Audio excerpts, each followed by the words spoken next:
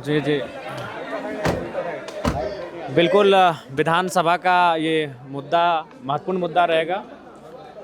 वर्तमान की जो परीक्षाएं जो संकट में, उन पे तो जांच होगी ही, उन पे कार्रवाई होना, रद्द होना, वो तो चर्चा में रहेगा। साथ ही इन व्यवस्थाओं को रिफॉर्म कैसे करें भविष्य में, और छात्रों के सपने को चकनाचूर ना किया जाए, उन्हें इन व्यवस्थाओं से निराशा हाथ ना लगे, इस पर भी चर्चा होगी।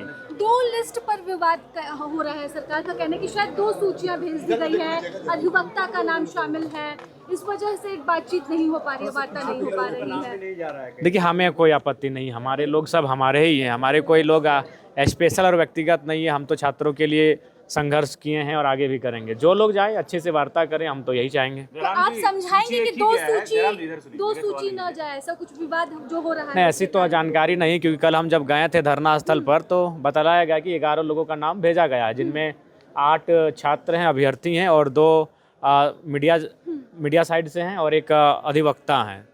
तो फिर सरकार की तरफ से क्यों कहा जा रहा है कि 2 सूचियों पर विवाद है, अधिवक्ता के नाम पर जयराम विवाद जी, है? सूची एक ही गई थी, लेकिन सरकार ने उस सूची पर सवाल उठाया है। और सुधीर सोनू ने कहा है कि भाई भाजपा का कोई नेता या कोचिंग माफिया नहीं चलेगा, सूची एक ही गया। नहीं जी, देखिए, अगर ऐसा है, कोई ऐसे हैं जिनका पृष्ठभूमि किसी राजनीतिक दल से या फिर उनकी करीबी है, तो छात्र एक बार पुनः विचार करें, और उस सूची में अगर ऐसा कोई नाम है तो उस पर संशोधन करें। आपको लग रहा है कि वैसा कोई नाम हो सकता है? चूँकि हम तो सबको नहीं जानते हैं, लेकिन संभावनाओं से इनकार नहीं किया जा सकता है। हम सबसे व्यक्तिगत तो परिचित नहीं रखते हैं, लेकिन चूँकि कुछ अगर ऐसे हैं तो उन पर संशोधन किया जाए, पुनर्विचार किया जाए, उसके बाद सूची को आगे भेजा जाए। कल एसडीएम और एडीएम भी वहाँ पहुँचे थे देर रात, वापस लौट गए। मैं तो सबसे पहले मुख्यमंत्री से कहूँगा कि इतनी तो मतलब आप मैंने गंभीरता दिखलाइए। आप इतना बड़ा प्रोटेस्ट चल रहा है, मैंने भूख हड़ताल पर बैठे हैं, और आप एसडीएम रैंक के पदाधिकारी भेज रहे हैं। कम से कम तो डिप्टी कमिश्नर या कमिश्नर को भेजना चाहिए। एसडीएम ने तो ये तो कह दिया कि सूची गई ही नहीं है।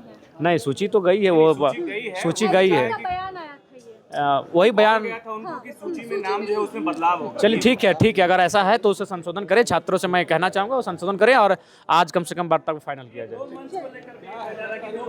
नहीं, कोई गुट नहीं, मांझ तो पहले शुरुआत तो देवेंद्र जी किए थे, आप सभी जानते हैं, सारा शुरुआत देवेंद्र जी किए थे, लेकिन कुछ लोग फिर उनको लगा कि शायद अलग हों, तो फिर हम एक मैदान एक है, जाहिर सी बात है, बहुत बड़ा मैदान है, छात्रों की संख्या ज़्यादा है, तो कोई किसी कोने में रहे, हम लोग सब एक हैं।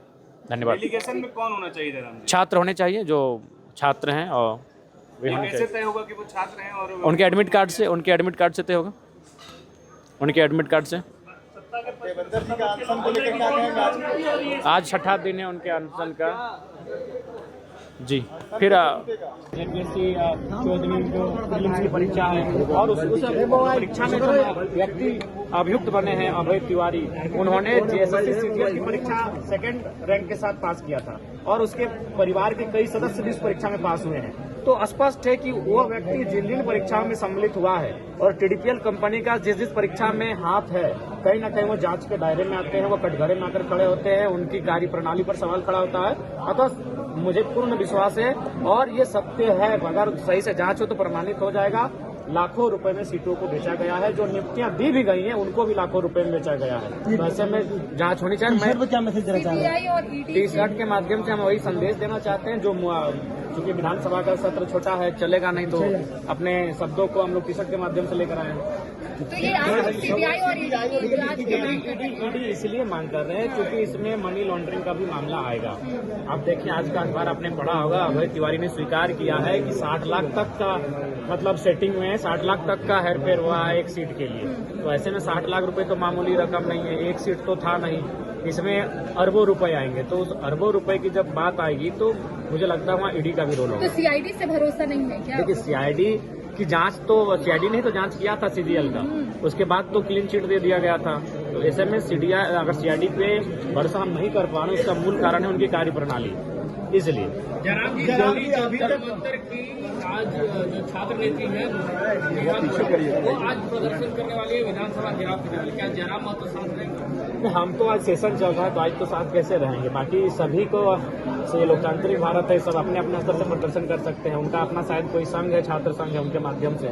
जयराम जी, कल राहुल गांधी के साथ छात्रों की बात हुई है, लेकिन यहाँ सरकार से अब तक वार्ता नहीं हो पा रही है। नहीं, ये दुर्भाग्य नेताओं में से एक है राहुल गांधी, और अगर उनके स्टेटमेंट के बाद भी सरकार वार्ता नहीं कर पा रही तो उसको हम क्या कह सकते हैं। इनको कह सकते हैं कि अपने अभिमान में और अभिमान से कुछ नहीं होता, इन्हें विनम्रता दिखानी चाहिए, छात्रों से संवाद करनी चाहिए, समाधान 1-1.5 घंटे में समाधान हो जाएगा।